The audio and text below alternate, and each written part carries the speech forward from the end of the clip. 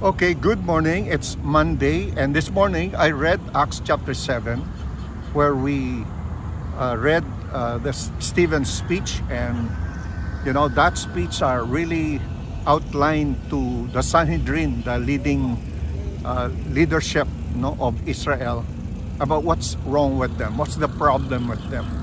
And the problem with them is that they have a history of rejection. An amazing, incredible, unheard of history. They have a history like no other history. There is no nation. There are no people in the world that have experienced so much just like Israel had.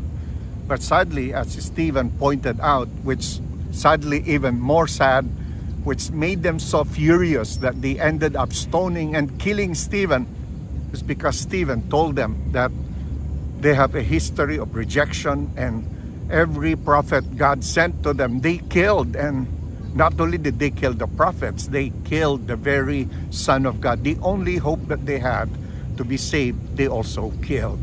And yet, the more amazing thing is that the church would not give up on Israel. And so this morning, I'd like to answer the question, how should Christians respond to Israel? What do we see in Acts chapter 7?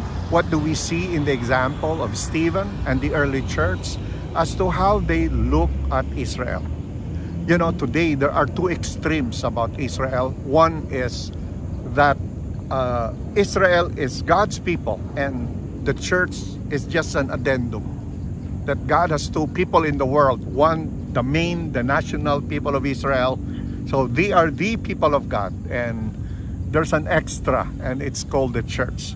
So two separate people that are not connected to each other. That's the extreme view.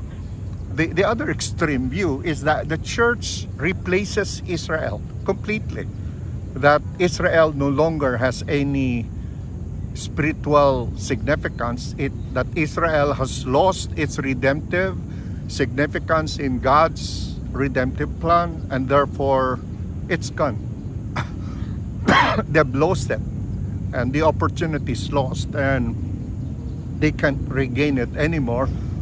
The opportunity is now for the church. So you have two extreme views about Israel. So how should we as Bible-believing Christians, how should we respond to these issues? Does God have two people, two separate people, Israel and the church? Or does the church does it replace Israel now as God's people? And the answer to that should be a no. No, God doesn't have two people in the world. The church does not replace Israel. What happens here is Jesus came to Israel. He did not come to start the church. He did not come to establish a new group of people called the church and do away with Israel. The early church did the same thing. It's kind of amazing to observe that in the first 7 chapters of Acts, the church stayed in Jerusalem, and sometimes we would joke around that they overstayed, and that's why persecution came.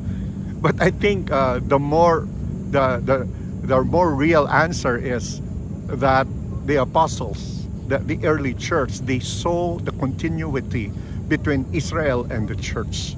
The same scripture that were given to Israel is also the scripture the early church held on. But of course now they have the Lord Jesus Christ. So what happens here is the church is, they did not start a new church building, a new house building. They joined. They were in the middle of the house of God, the Israel of God. So how should we look at this? How should we look at this is that Jesus and the early church, they came and they started to address some of the things that has turned Israel into a non-Israel. The things that were added to the God's original plan of having a people that will draw other nations and people all over the world. The church has come in order to fulfill God's original plan for Israel. And that's why the church does not replace Israel. It is, God raised his people, following the death and the resurrection of Christ. These regenerated people of God, they come and they become a part of God's new Israel.